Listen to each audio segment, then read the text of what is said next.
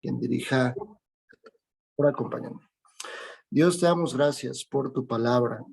Gracias, Señor, porque nos permite sentarnos a escuchar de ti, Señor.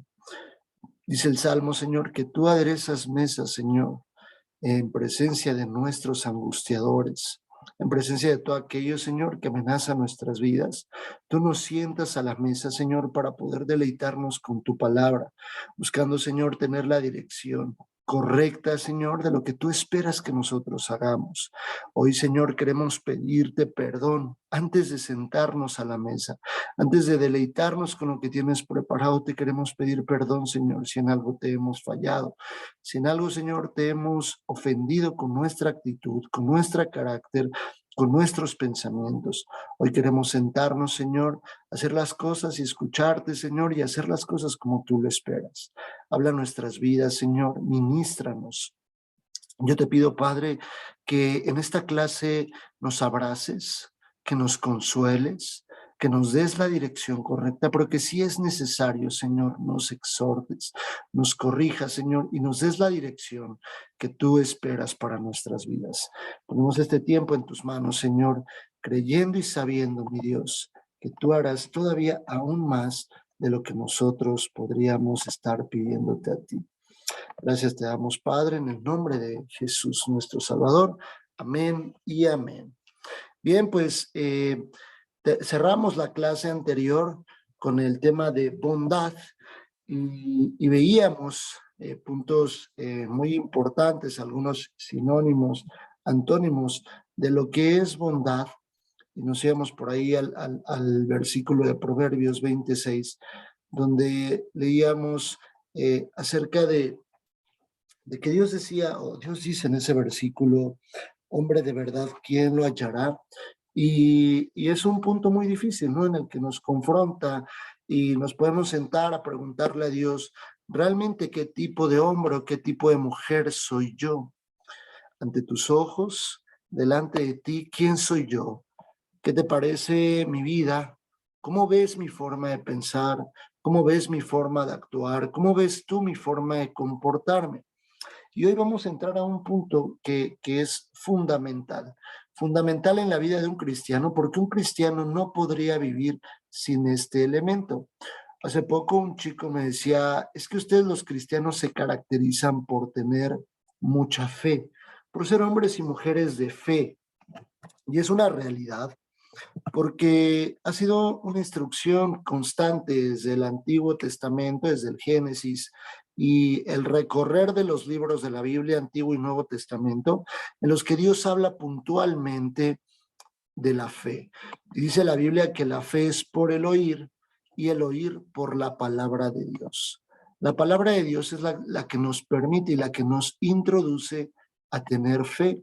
Si yo soy una persona que no lee la Biblia, que no busco un estudio bíblico, que no busco constantemente el aprender y el entender cómo está conformada la palabra de Dios, qué es lo que dice la palabra de Dios, poco voy a tener mi fe.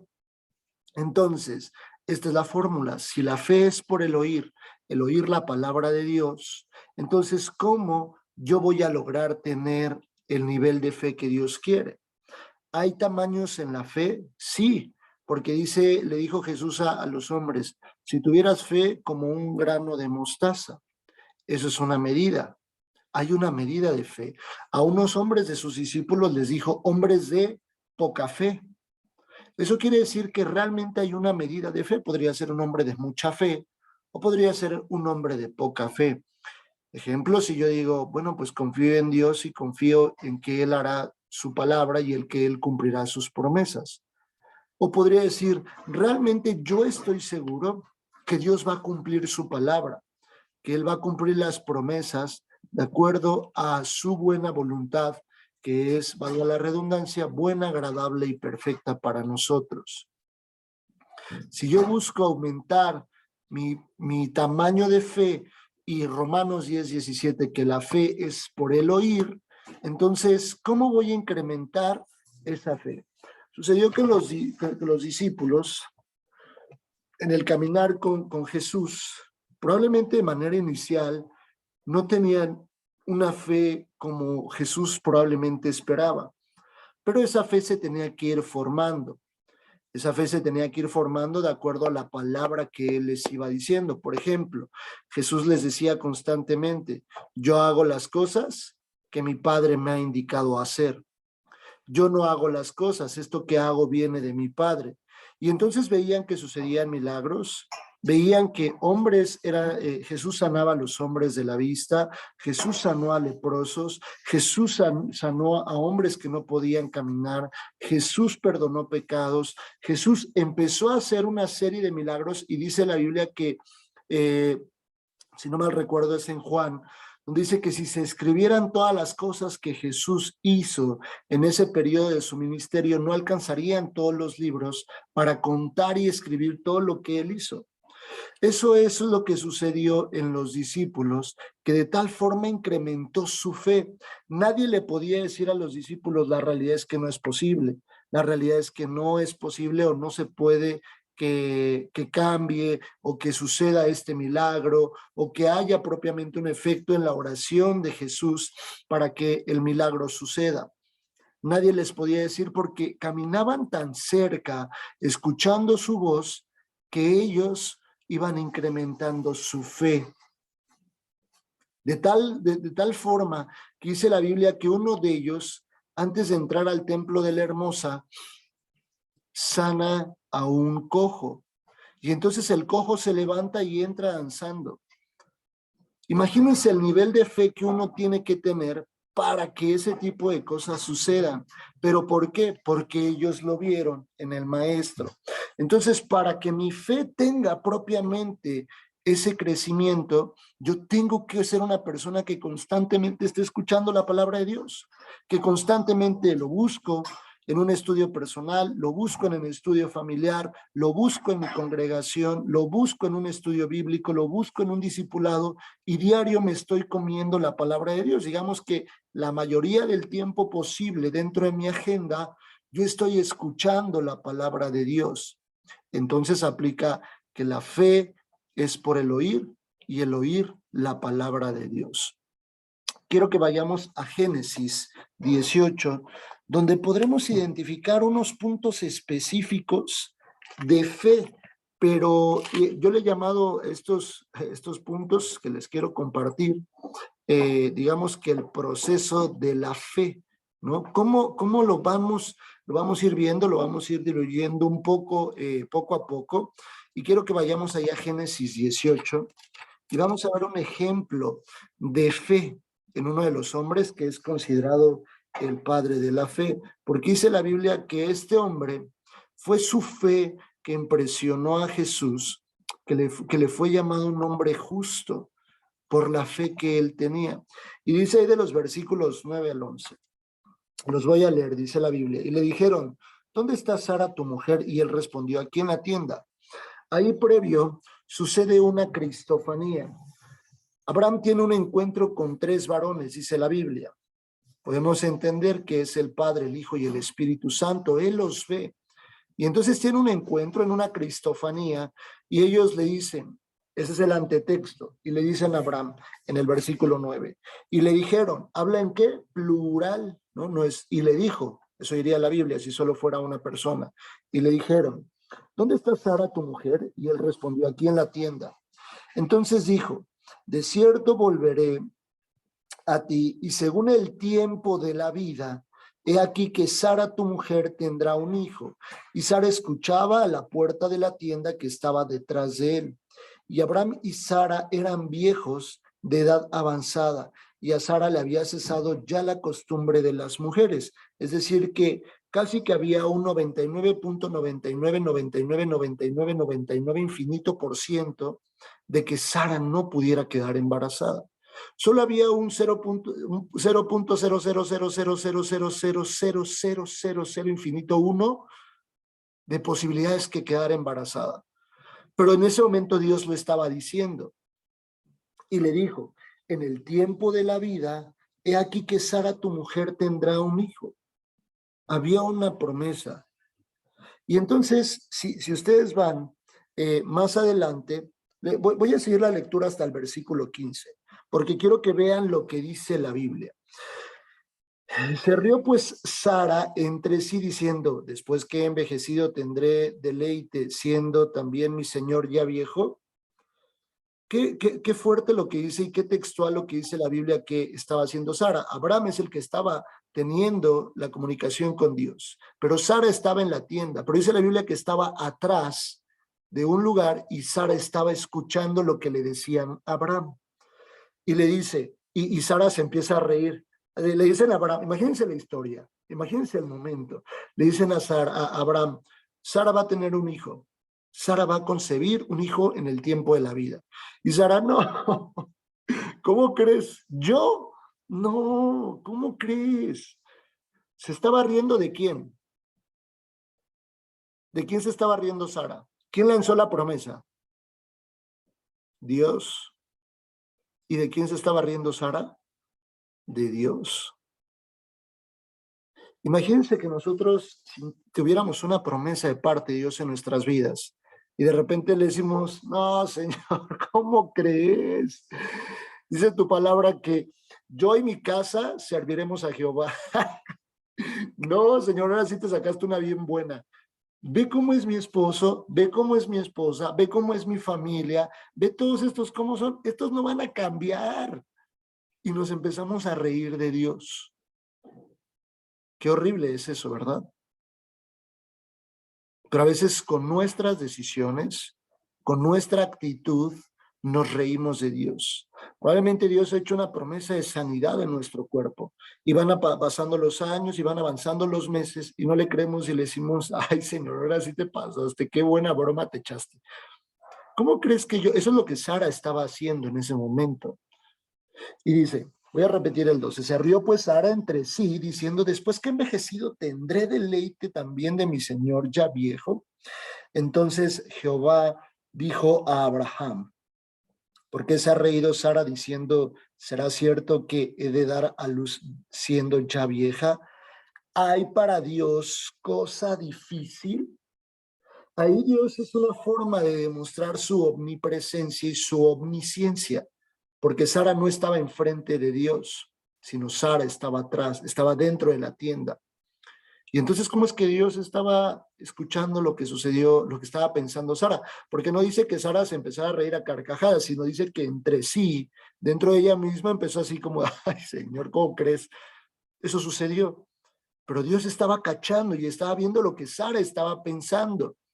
Porque Dios ve nuestros pensamientos, porque Dios ve lo que hay en el corazón de las personas. Pero también hay personas alrededor de nosotros que pueden ser esas Saras. Nosotros estamos rodeados de Saras y la promesa de Dios es a nuestras vidas.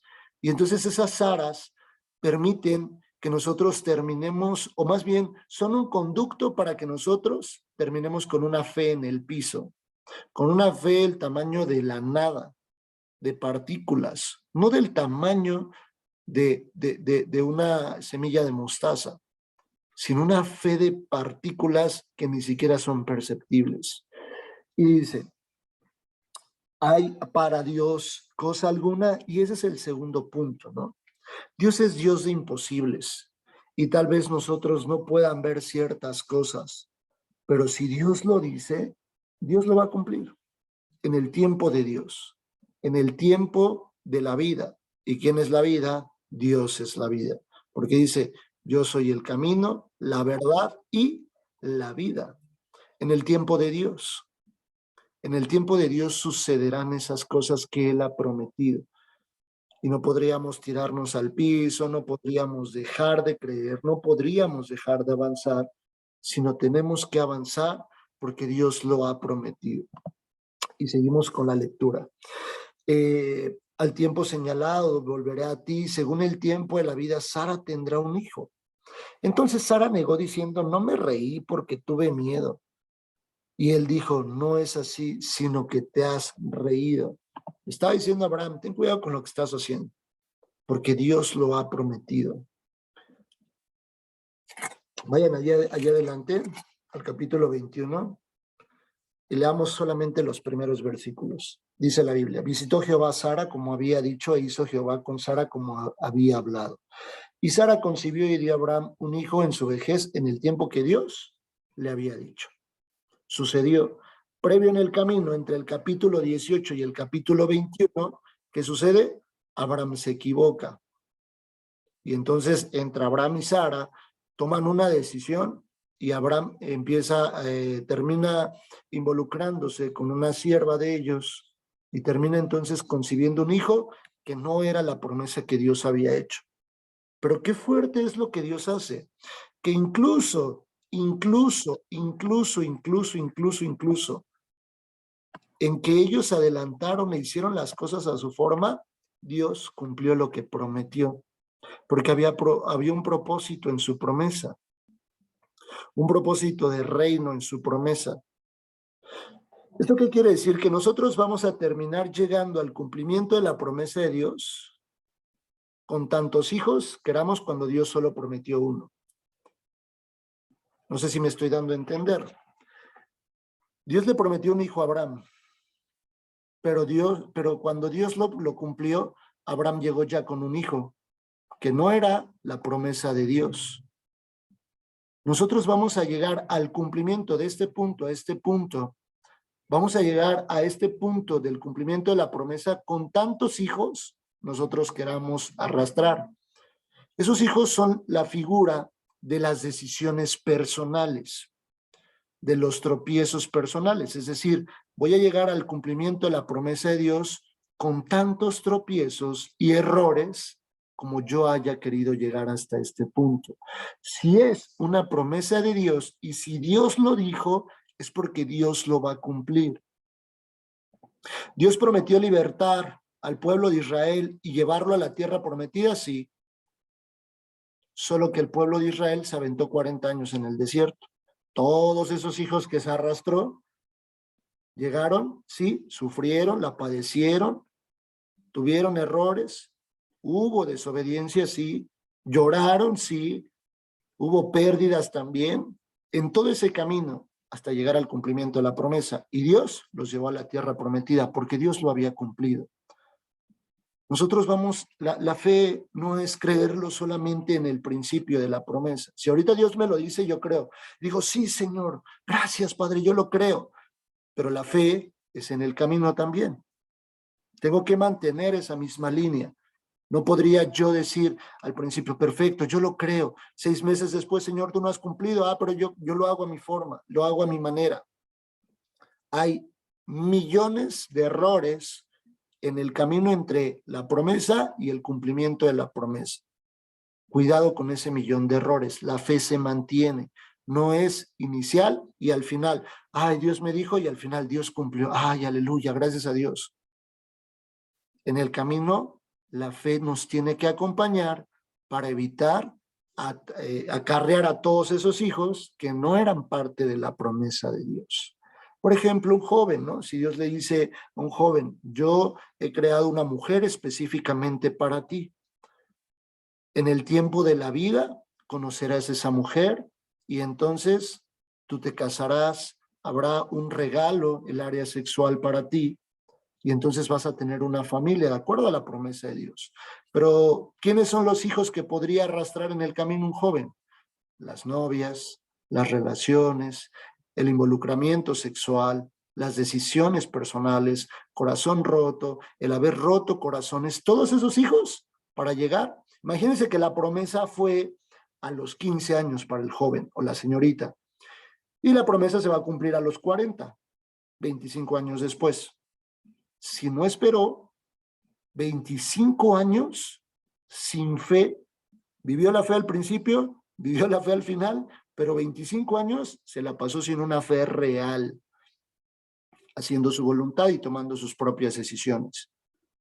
Eso pasa cuando no tenemos fe, una fe que se mantiene. Una fe no es como electrocardiograma, ¿no? Sino la fe se mantiene recta en una misma línea íntegra en todo el tiempo. Vale.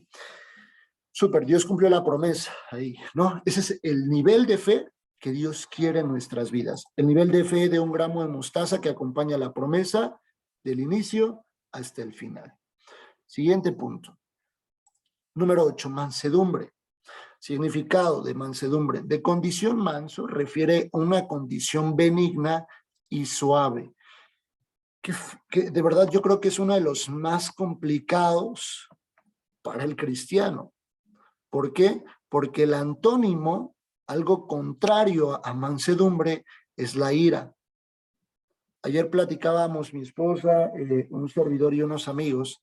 Decíamos, qué difícil es que alguien se pare enfrente de nosotros, principalmente de nuestra familia, y nos diga, creo que no estás haciendo bien A, B, C, D. Lo primero que brota, así, cuando no hay mansedumbre, lo primero que va a brotar, ¿qué es? La molestia. Porque no nos gusta que nos digan, estás haciendo mal esto, te equivocaste acá, te equivocaste de esta forma. Pero qué fructífero es cuando la esposa o el esposo, en amor, nos paramos enfrente del otro y le decimos, creo que esto no lo estás haciendo bien. Y la otra parte, creo que tú tampoco estás haciendo bien esto. Sin empezar a sacar ahí, ¿no? Porque se terminan este tipo de conversaciones, este tipo de charlas, terminan siendo una batalla de jitomatazos el uno al otro, ¿no? Pues tú también haces esto y tú también el otro. No se trata de eso, sino se trata que con mucha madurez nos sentamos, como los padres hacia los hijos, decirles, hijo, creo que no estás haciendo bien esto. Creo que hay cierta rebeldía, siento y veo que no hay obediencia en ti, siento que no has avanzado en esto, siento que esto no ha modificado y tenemos que trabajar en esta área. Muy pocas veces en la vida nos gusta que nos digan lo que no estamos haciendo bien, pero qué importante es, porque podría yo caminar con una concepción y pensar que todo lo que yo estoy haciendo está siendo correcto. Vayan allá a Santiago capítulo 3, versículo 13. Dice la Biblia, la sabiduría de lo alto. ¿Y por qué en sabiduría habla de mansedumbre? ¿No? Qué curioso. Una persona sabia tiene características de mansedumbre. Dice la Biblia, ¿quién es sabio y entendido entre vosotros? Muestre por la buena conducta sus obras en sabia mansedumbre. Todas las obras que hagamos, todo lo que hagamos para Dios, todo lo que hagamos en nuestras vidas, dice la Biblia que hacer todas las cosas como para el Señor. Y entonces yo tengo que imprimir mansedumbre en todas las cosas que hago. Ser una persona suave, por ejemplo, lo que estaba diciendo ahorita, acercarnos con la persona que vive con nosotros, el esposo, la esposa, los hijos, y decirles, híjole, creo que, mira, he observado esto y esto y esto, he sentido yo esto y creo que no lo estamos haciendo bien acá. Creo que tenemos que trabajar, corregir, avanzar, modificar estas cosas y tener una forma de desarrollarnos distinta en esta área. O veo que ni siquiera leemos la Biblia, veo que no has tenido un tiempo de oración, veo que no tienes tiempos devocionales, pero qué curioso que cuando los padres regularmente se acercan a los hijos y les quieren hacer la invitación a, oye hijo, es que pues veo que no tienes tiempos devocionales, no has orado. Normalmente los papás son muy de, es que tú no oras, ¿eh? Es que tú ni siquiera has orado. Es que yo nunca te veo que leas la Biblia. A ver, nunca te escucho orar. ¿Eso es mansedumbre? De acuerdo al significado que estamos leyendo, nada que ver con mansedumbre. Eso es un nivel completamente distinto, porque dice la Biblia, ¿quién es sabio y entendido entre vosotros? Vale, yo me sé sabio y entendido. Digo, soy una persona con sabiduría de parte de Dios, no sabiduría de hombre, porque más adelante habla de la sabiduría terrenal, que es diabólica, dice, sino una sabiduría que viene de Dios. Vale, yo me siento entendido y sabio. Ahora busquemos la raíz. Yo creo que ni entendido ni sabio soy. Bueno, entonces vamos a Proverbios 1. El principio de la sabiduría es el temor a Jehová. Y el capítulo 2 de Proverbios explica cómo obtenemos el temor a Jehová, que es con la obediencia en sus mandamientos. Y entonces si yo voy a Santiago 3:3 y digo, ok, me considero un hombre con sabiduría de parte de Dios, perfecto. Muestre por la buena conducta sus obras en sabia mansedumbre, es decir, en temor a Dios, trata a las demás personas con suavidad. híjole, no es tan sencillo, y menos cuando el de enfrente no está teniendo una muy buena relación con nosotros. Eso pasa mucho en los trabajos, ¿verdad? Híjole, a veces les queremos torcer el pescuezo a uno que otro. Y eso pasa también, pero dice que mostremos nuestras obras con sabia mansedumbre, ser suaves con las personas, tratarlos con suavidad. No vayamos a confundir el término con decir, entonces a todas las hermanas, a todas las chicas, a todas mis compañeras de trabajo les tengo que hablar con esa suavidad. No. Por eso dice con sabia mansedumbre. No le voy a andar gritando a la gente, no le voy a andar hablando de esta forma o contestando de esta otra forma, sino con sabia mansedumbre. Y acá les pongo sabiduría más mansedumbre. Es igual a un siervo sabio y entendido de Dios. Esto es igual a una persona que tiene entendimiento en el reino de Dios. ¿Vale? Ese es mansedumbre. Y vamos a ver por último, templanza. Híjole, qué tan difícil a veces es este punto de la templanza. Dice, la templanza es dominio propio, ser sobrio y actuar de manera cautelosa. Los sinónimos son abstinencia, continencia, moderación, y los antónimos son exceso, abuso, imprudencia y desenfreno. Entonces pongamos al mismo nivel y a la par, uno frente al otro, la continencia con la imprudencia. ¿Qué es la imprudencia? Actuar arrebatadamente, actuar por impulso, actuar y hablar en el momento menos indicado, no ser sabios y decir, bueno, creo que en este momento, chance tengo que cerrar 10 segundos la boca. Chance en estos siguientes 5 minutos tengo que escuchar. Por ahí escuchaba una vez, no sé si lo han escuchado ustedes, que dicen por ahí algunas personas que Dios nos dio 2 oídos y una boca para escuchar más de lo que nosotros tengamos que hablar. Imagínense si Dios nos hubiera dado 3 bocas. Híjole, qué complicado. Qué complicado. Si con una, ¿verdad? Con una boca que tenemos, la barrera que nos pone Dios en Santiago cuando habla de la lengua, imagínense que tuviéramos 3 bocas. No quiero imaginarme de verdad cómo seríamos. Pero Dios nos ha dado 2 oídos para que a veces escuchemos más a las personas de lo que tengamos que hablar. Hace poco, no sé si lo conté con ustedes o en otro grupo, pero un hombre de los hombres más millonarios a nivel mundial le hacían una entrevista y le preguntaban, oye, tal persona, ¿por qué cada que te hacen una pregunta muy, muy importante, te quedas callado por 20 segundos? Qué interesante, de verdad. A mí cuando leí eso, yo dije, wow, qué interesante lo que hace esta persona. Y les dijo, porque a veces tienes que pensar muy bien las respuestas que vas a lanzar. Si alguien te está preguntando algo es porque tiene un interés verdadero en saber lo que piensas, lo que crees y lo que tú o la forma en la que tú haces las cosas. Y muchas veces respondemos de manera arrebatada o de manera imprudente, diciendo las cosas que en ese momento se me viene a la mente.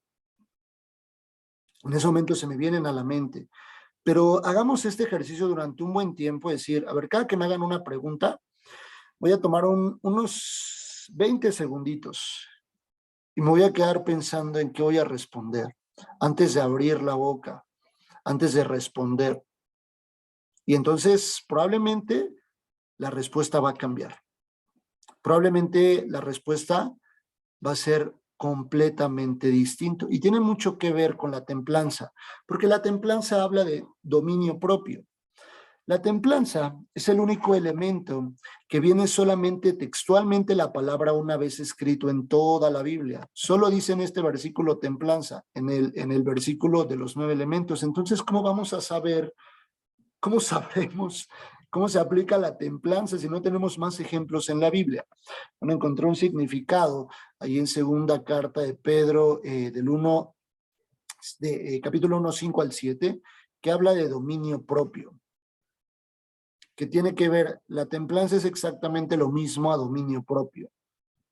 a una persona que tiene un dominio propio al responder, al actuar, al ver, al pensar. Dios nos ha dado un dominio propio. Entonces ahí es donde toda la responsabilidad recae sobre nosotros y empezamos a quitar la forma de pensar, de decir, es que es el diablo, no, es que siempre es el diablo, el diablo cochino. Y el diablo siempre está ahí. Bueno, Dios no es que le quita una responsabilidad al diablo, sino nos da una responsabilidad mayor a nosotros diciendo, la realidad es que tú tienes un dominio propio.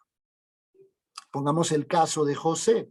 José en la Biblia fue un hombre que tuvo dominio propio ante una tentación, ante una adversidad, ante un momento sumamente complicado donde una mujer estaba queriendo tener relaciones sexuales con él, un hombre muy joven, en una edad muy temprana, donde probablemente todo el entorno apuntaba que José iba a terminar cayendo. Y José aplica la templanza, dominio propio.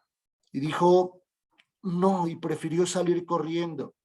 El salir corriendo de José habla mucho de una humildad. ¿Por qué humildad? ¿Qué tiene que ver con la humildad? Porque reconoció que si no se echaba a correr, iba a caer. En ese momento José reconoció eso. Dijo, híjole, si yo no salgo corriendo de aquí, sí voy a terminar equivocándome. Y eso nos falta mucho. Salir corriendo a veces de las cosas. No salir corriendo de sus casas, no aplica así. O sea, ya dijo el hermano, hay que salir corriendo de los lugares donde estamos en tentación, donde constantemente el ambiente no es el mejor. Me salgo corriendo de mi casa. No, porque eso es cobardía también, al no enfrentar los problemas que surgen alrededor de nuestro hogar. José no estaba en su casa, no estaba con su familia. José estaba completamente en un escenario distinto, en una tentación. En el entorno de nuestra familia, se quedan las personas, nos quedamos todos. Y decimos de aquí hasta el final, de aquí hasta la eternidad. Ustedes saben que la vida en Cristo y que Cristo murió en la cruz por nosotros para una vida eterna. ¿Todos sabemos eso? ¿Sí? Y que todos, la promesa de Dios para nosotros es vivir una vida eterna. Piensen en su familia. ¿Por qué voy a hablar de este punto? Hay algo que quiero compartirles a ustedes y que yo que se queden al cierre de esta clase con eso en el corazón. Si Dios nos ha dado la oportunidad de vivir una vida eterna y Dios dice que nosotros y nuestra casa seremos salvos en una promesa de Dios, ¿qué quiere decir? Que en la eternidad conviviremos con nuestra familia. Entonces vayámonos acostumbrando a que siempre vamos a estar con ellos, toda la eternidad. Lo mejor es disfrutar desde ahorita. Decir, híjole, si voy a estar toda la eternidad, pues como para qué vale la pena estarnos peleando, ¿no?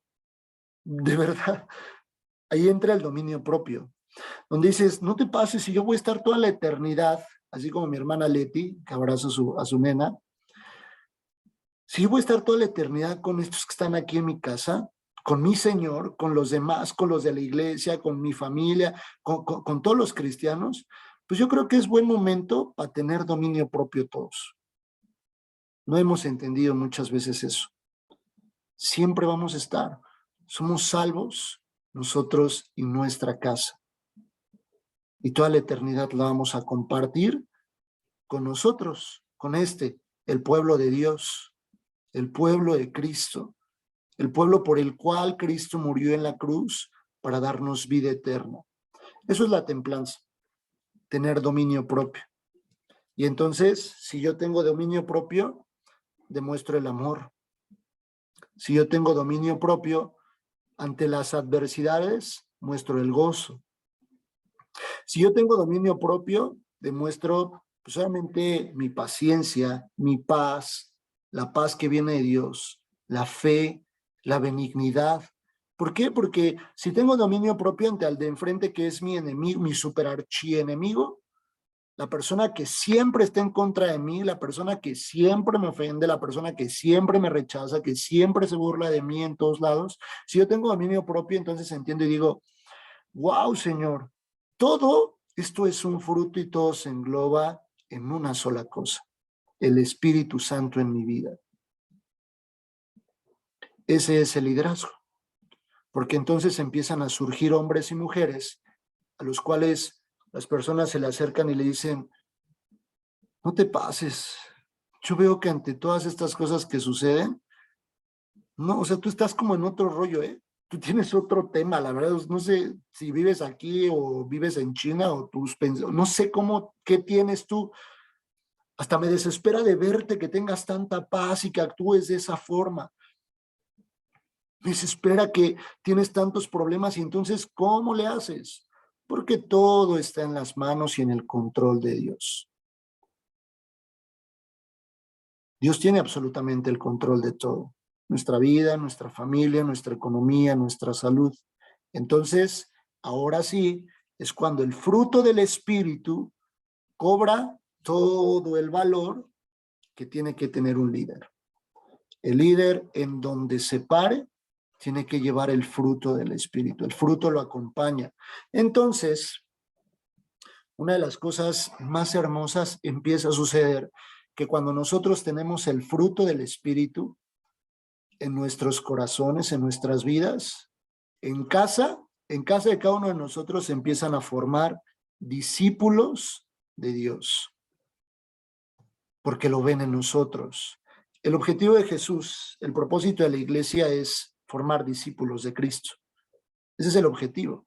Jesús se lo dijo a los discípulos, vayan de dos en dos y la comisión es ir y hacer discípulos de mí en todas las naciones. Ese es el propósito de nosotros, ir a hacer discípulos, pero hay que empezar por nuestra casa, hacer discípulos. Y entonces la invitación, cuando Jesús le decía a los discípulos, por ejemplo, el tema de la oración que hablábamos hace un momento, cuando Jesús le decía a los discípulos, vamos a orar, él se metía a orar una hora, ¿no? Al menos. Y regresa a la primera hora y le dice a los discípulos, ¿qué les dice? Oiga, no se pasen, ni una hora lo han podido hacer, pero ¿qué hizo previo él? Se metió a orar y él los invitó y ellos fueron atrás de él.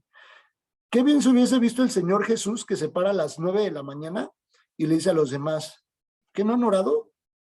No inventen, ni siquiera una hora han orado. No dice eso la Biblia, ¿verdad?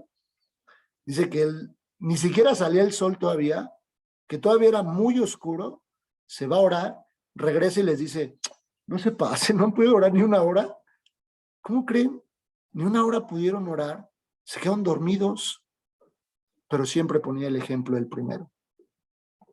¿Por qué? Porque había el fruto del Espíritu. Siempre hubo el fruto del Espíritu en la vida de nuestro amado Jesús. Aquí hemos terminado con el tema del fruto del Espíritu, ministros de un nuevo pacto. Esto es ser ministros de un nuevo pacto porque nos introducen toda esta responsabilidad y a partir de la siguiente clase ya empezaremos a ver la oración del líder. Me encanta ese tema, me encanta ese tema, porque una de las cosas más importantes en el liderazgo debe de ser la oración. Hombres y mujeres de oración. Tenemos que meditar mucho. ¿Cuánto tiempo oramos en el día? Hay una cosa es orar sin cesar, todo el día estoy orando, todo el día estoy orando. Me acuerdo de alguien, por ejemplo, me acuerdo de mi hermano Gabriel Martínez y yo, Señor, te pido por él mientras estoy haciendo mis cosas, ¿no? O me acuerdo de mi hermano Marco y digo, ay, Señor, bendice a Marco, bendice a Manu, que están ahí en la clase de liderazgo en primer semestre, a Lu, a mi hermana Evelyn y a todos, ¿no? A Moni, Emilio, a mi hermana Leti, a Miranda, a Julieta, a todos. Y entonces yo me acuerdo durante el día. Por eso es importante que se conozcan, que enciendan sus cámaras, que nos veamos, que sepan cómo están, que se vean, oye, mira, voy a poner de ejemplo, no es real, solo es un ejemplo, al hermano Manu, ¿no? Oye, el hermano Manu se veía como medio, ahí no sé, como medio tristón, voy a estar orando por él, ¿no? Y entonces es importante que nos veamos. O lo vi súper feliz, seguramente hay algo muy bueno que está haciendo Dios en su vida, Señor, bendícelo más. Van a caminar ustedes durante 3 años en este mismo grupo. 3 años en este mismo grupo. Sería bueno que ubicaran sus nombres, al menos sus caras, y que tomaran un tiempo entre semana para orar también por ustedes. Señor, bendícelos, guárdalos a mis hermanos de la facultad. Por favor, que ninguno, Señor, se mengue su corazón en el camino y que ya no termine la facultad. Los mismos que están conectados hoy, al menos sean los mismos que terminen la facultad, ¿vale? No como todos los demás en el mundo, que la tasa de las personas que terminan la facultad está como por el 30%. Las universidades, así funciona. Máximo un 40%, máximo, son los que terminan una licenciatura. Entonces, eso no va a pasar acá. ¿Por qué? Porque desde el principio Dios está formando el corazón de cada uno de nosotros. Muy bien, hasta aquí la clase. No sé si tienen alguna duda o algún comentario. ¿Todo claro? Perfecto. ¿Sí? Excelente. Bien. Gracias a Dios por este tiempo. Por favor, acompáñenme a orar. Vamos a darle gracias a Dios por su palabra y quedamos despedidos. Dios, te damos gracias, Señor Jesús, por tu hermosa palabra en nuestro corazón, Señor. Gracias porque tú nos hablas puntualmente, porque hay un objetivo y un propósito, Señor, en ti. Tú, Señor, incluso, Señor, desde antes de la creación del mundo, ya tenías este tiempo preparado, Señor, para encontrarte tú con nosotros, Señor, para que pudiéramos aprender, para que pudiéramos conocer tu corazón y conocer tu voluntad hacia nuestras vidas. Forma en nosotros hombres y mujeres de reino, Señor. Forma en cada uno de nosotros, Señor, aquellos hombres y mujeres, Señor, que porten y que lleven el fruto de tu hermoso Espíritu Santo. Lo hemos estudiado a detalle, Señor, elemento por elemento. Hoy conocemos y hoy nadie nos podría decir, ni siquiera nosotros le podríamos decir a alguien, es que no sabía que así era, no sabía que así funcionaba. Nos has abierto los ojos, has hablado a nuestras vidas, Señor, y hoy nos haces responsables. Solo por favor ayúdanos tú, porque sin ti no lo podremos lograr, mi Dios. Por favor, permite que cada uno de nosotros, Señor, viva todos los días con el hermoso fruto de tu Espíritu Santo. Gracias te doy por tu palabra. Bendice y guarda, Señor, la vida de mis hermanos. Yo te pido, Señor, que tú sigas formando discípulos de reino en cada uno de ellos. Gracias por tu palabra, Padre, en el nombre de nuestro Salvador Jesús. Amén y amén. Que Dios los guarde, que Dios los bendiga. Siempre es un gusto poderlos saludar. Les mando un fuerte abrazo. Bonito fin de semana a todos. Chao, chao. Gracias, buen día. Gracias a Dios. Bye, bye.